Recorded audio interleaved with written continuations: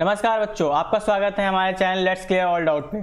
चलिए आज देखते हैं कि जो यूपीएससी ईपीएफओ का सिलेबस क्या है और उसका सिलेक्शन पैटर्न क्या है और कितनी वैकेंसी निकली हैं और कैसे पढ़ें हम, किस बुक से पढ़ें, ये सब चीज़ें आज हम बात करते हैं।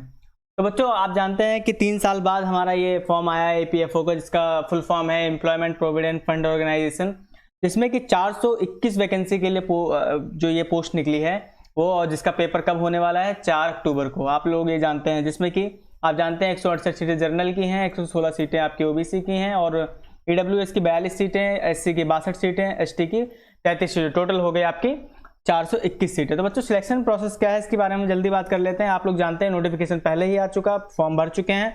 अब हम बात करेंगे कि आगे हम क्या करें जिससे कि हम शॉर्ट एंड जल्दी से सिलेक्शन पा सकते हैं इसमें। बच्चों ये कह सकते हैं इजी तो नहीं, लेकिन यूपीएससी और सीडीएस से मुकाबले ये पेपर थोड़ा सा इजी पड़ता है, क्योंकि इसमें जीएस का पार्ट जो है वो आपका बहुत ज़्यादा होता है। मैथ्स और इंग्लिश जो है वो बहुत कम वेटेज रखती है। तो चलिए देखते हैं बच्चों, इसमें एलिजिबिलिटी आपकी सब कुछ पता है क्योंकि आपने फॉर्म भरा है, तो सबसे सीधी सी बात है एलिजिबिलिटी आप जानते होंगे। तो हम बात करते हैं सीधा सिलेक्शन प्रोसेस के बारे में।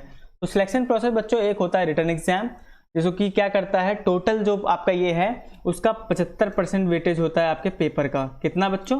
75% वेटेज होता है ये रिटन एग्जाम जो है आपका। 75% सिलेक्शन मायने रखता है कि आपका ये रिटन एग्जाम 75% आपका सिलेक्शन करवाएगा। और साथ ही साथ आपको जो इंटरव्यू है बच्चों, उसका जो वेटेज है वो है 25%। तो रेशियो आपका बन गया 75:25। तो बच्चों ये टोटल रेशियो बनता है। तो आपको पहले स्टेज में आपको रिटन एग्जाम देना होगा, सेकंड स्टेज में आपका इंटरव्यू होगा। ठीक है बच्चों, अब बात करते हैं एग्जाम पैटर्न क्या है। एग्जाम पैटर्न बच्चों जानते हो आप, 2 घंटे का एग्जाम होगा।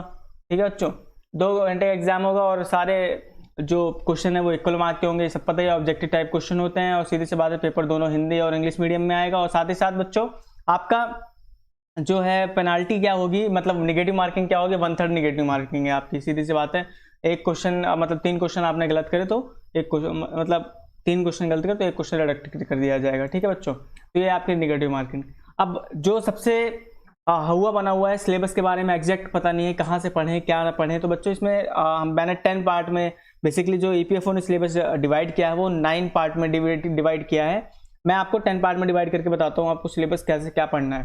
तो सबसे पहले हमारा बच्चों आता है हिस्ट्री। हिस्ट्री में आपको पढ़ना है इंडियन फ्रीडम स्ट्रगल, मतलब उसमें आपको पढ़ना है या तो आप 11-12 की एनसीईआरटी बेसिक, अगर आपके पास टाइम है तो 11-12 की एनसीईआरटी कवर कर लीजिए पूरी, एकदम सही रहेगी। साथ ही साथ अगर आप ये नहीं कर पाए तो बिपिन चंद्रा की पढ़िए। Bipin Chandra as a novel type की है, आपको कहानी टाइप की लगेगी हिस्ट्री पढ़ने में, उसको पढ़िए बिपिन चंद्रा को।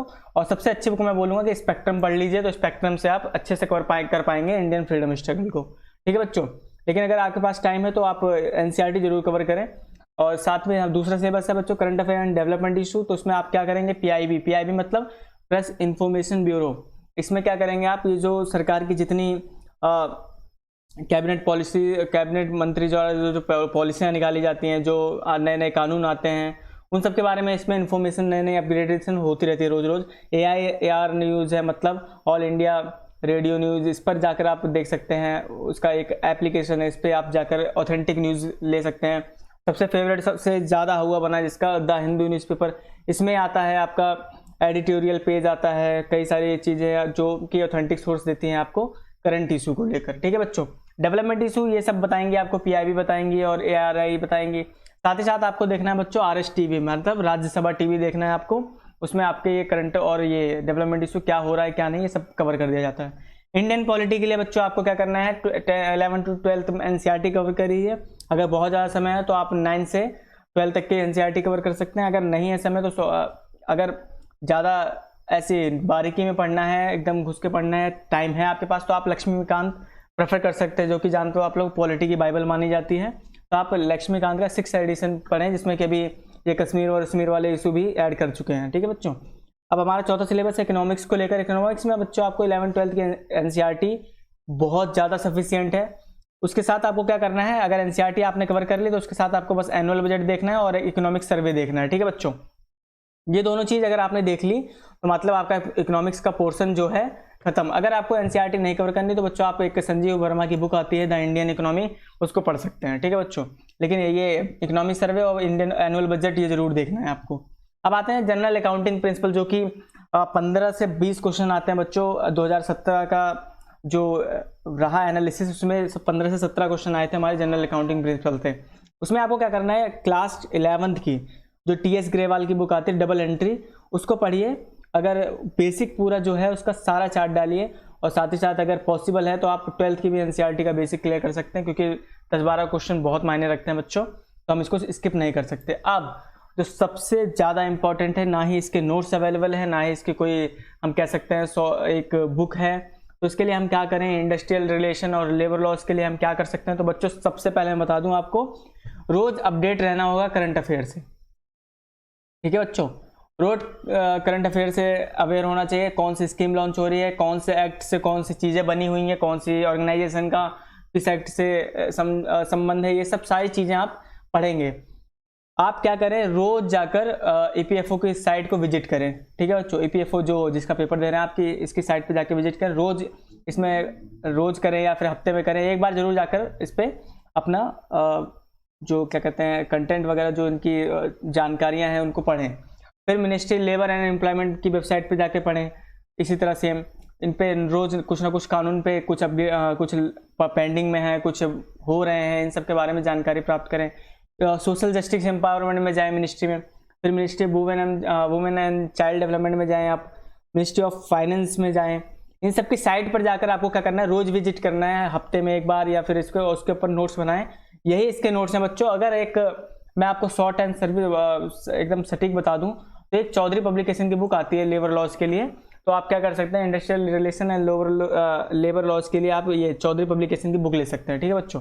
इसमें सब कुछ एकदम क्लियर तो डिफाइन नहीं किया, मतलब ठीक ठाक बुक है, आप बेसिक क्लियर कर सकते हैं इसमें से, लेकिन आपको ये सारी चीज़ें जरूर उसमें से कवर करनी पड़ेंगी। और साथ ही साथ बच्चों अगर देख लीजिए यूट्यूब पे कोई वीडियो अवेलेबल हो इसको लेकर, तो उससे जाकर पढ़िए, नहीं तो हमारे चैनल पे इसके जो PIB की एनालिसिस होगी, बाकी साइट की एनालिसिस मैं करता रहता हूँ, तो आप यूट्यूब वीडियो मेरी वाली देख सकते हैं, इन सब चीज़ों के बारे में आप जानकारी प्राप्त कर सकते हैं। साथ ही साथ बच्चों जनरल इंग्लिश जो कि आपका 20 से 25 क्वेश्चन आपका आया था पिछली बार, तो उसमें क्या करना है आपको, ल्यूसेंट, अगर आप हिंदी मीडियम से तो आप ल्यूसेंट ले सकते हैं। ल्यूसेंट की आती है एक जनरल इंग्लिश करके बुक आती है, उसको ले सकते हैं। उसमें से सारी बुक बेसिकली आप वोकैबलरी और ग्रामर ये सब चीज़ें कवर कर सकते हैं, अपने घर से पढ़ते हैं। अगर नहीं पढ़ते तो आपको किसी भी यूट्यूब की वीडियो देख सकते हैं, वहाँ से आपको सारी चीज़ें क्लियर होती जाएंगी, ठीक है बच्चों। SP बख्शी की आती है, जो इंग्लिश मीडियम के बच्चे हैं उनके लिए SP बख्शी सबसे अच्छी बुक है जनरल इंग्लिश के लिए, तो आप SP बख्शी परचेज कर सकते हैं, ठीक है बच्चों। साथ ही साथ अगर बात करी जाए जनरल मेंटल एबिलिटी और ये क्वांटिटी एप्टीट्यूड के लिए आप क्या करें, जनरल मेंटल एबिलिटी के लिए आप जानते हैं, अगर आप SSC की तैयारी कर रहे हैं या बैंक PO की तैयारी कर रहे हैं, तो आपको इतना ही रीजनिंग और मैथ्स जो बेसिक लेवल है 10th लेवल, उसको जानकारी तो होगी ही। और साथ में अगर मैं बुक बता दूं आपकी ये मेंटल एबिलिटी के लिए, तो RS अग्रवाल की ले लीजिए, नॉन वर्बल और वर्बल करके एक बुक आती है, जो कि अच्छी खासी काफ़ी ईयर का उसमें पेपर भी दिया हुआ है, उसको सॉल्व करके आप अपनी एबिलिटी बढ़ा सकते हैं। और साथ ही साथ और लॉजिकल रीजनिंग भी दी हुई है। और क्वांटिटी एप्टीट्यूड के लिए आप 10th की मैथ्स कवर कर लीजिए, बिल्कुल सफिशियंट है बच्चों। अब चलते हैं अपने 9th सिलेबस, जो कि है जनरल साइंस और कंप्यूटर नॉलेज। जनरल साइंस बच्चों आपको 10th लेवल बोला जाता है, 10th लेवल तक आप कवर करिए। आप कहाँ से करेंगे, सबसे पहले ल्यूसेंट को आप ल्यूसेंट है अगर आपके पास, तो उसमें से जनरल साइंस का पोर्शन कवर कर लीजिए। और साथ ही साथ आपको कंप्यूटर की भी उसमें पीछे जाकर देखेंगे तो आपको उसमें कंप्यूटर का भी सिलेबस अच्छे से डिफाइन किया होगा, जिसमें क्या है कि बेसिक सारा कंप्यूटर कवर किया हुआ है, फुल फॉर्म वगैरह वगैरह सब कुछ बताई हुई है। और साइंस इसमें ल्यूसेंट की कवर कर लेनी, नहीं तो 10th के NCERT 9th और 10th के NCERT जनरल साइंस के लिए सफिशियंट है बच्चों, ठीक है, उसको लिए। और साथ ही साथ आपको संडे को प्रोग्राम आता है, हमारा संडे को प्रोग्राम आता है राज्यसभा TV पर साइंस मॉनिटर करके, उसको जरूर विजिट करिए। तो इस तरह से आप इसको साइंस पे भी हल्की फुल्की पकड़ बना सकते हैं, क्या अभी नए चीज़ें लॉन्च हुई हैं, क्या नई चीज़ें हो रही हैं। और साथ ही साथ बच्चों चैनल को सब्सक्राइब जरूर करें, लाइक करना मत भूलें वीडियो को। अब चलते हैं हम अपनी नेक्स्ट स्लाइड, नेक्स्ट अपने जो हमारा सिलेबस का टॉपिक है उसका है सोशल सिक्योरिटी। सोशल सिक्योरिटी का मतलब क्या होता है बच्चों की आखिर सरकार कौन से कदम उठा रही है हमारे इस कम्युनिटी को सुरक्षित कर रखने के लिए, या फिर इस काम को करने के लिए, या फिर हर एक काम को अलग अलग डिफाइन करने के। जैसे कि गवर्नमेंट स्कीम होती है, गवर्नमेंट स्कीम जैसे कि उज्ज्वला योजना हो गई, मनरेगा योजना हो गई, हर एक काम के लिए हर एक योजना निकाली जाती है, तो जिससे कि एक बैलेंस बना रहता है, सरकार हर तरीके से हर एक चीज़ पे काम कर पाती है। ऑर्गेनाइजेशन बच्चों आपको ऑर्गेनाइजेशन देखनी है, जैसे कि लेबर डिपार्टमेंट है, आपका EPFO डिपार्टमेंट है, ये सब क्या है बच्चों, ये सब ऑर्गेनाइजेशन है जो कि किस मकसद से काम करते हैं, कब इनका गठन हुआ और क्या मोटो है इनका ये, और कौन कौन इसके इस समय अध्यक्ष हैं, कौन क्या है, ये सब चीज़ की जानकारी आपको ऑर्गेनाइजेशन के अंदर होनी चाहिए। और साथ ही साथ अगर सोशल सिक्योरिटी की बात करी जाए तो विजन IAS के नोट्स आते हैं, आप उसको ले सकते हैं। और आई होप अगर आप ये कर लेंगे तो यही इतना बहुत रहेगा, विजन IAS की कोई ज़रूरत नहीं है आपको, आपका सोशल सिक्योरिटी इशू अच्छे से कवर हो जाएगा। गवर्नमेंट स्कीम जो है हम आगे अभी अपने यूट्यूब चैनल पर कवर करने वाले हैं, तो आप लोग वहाँ से भी पढ़ सकते हैं, ठीक है बच्चों।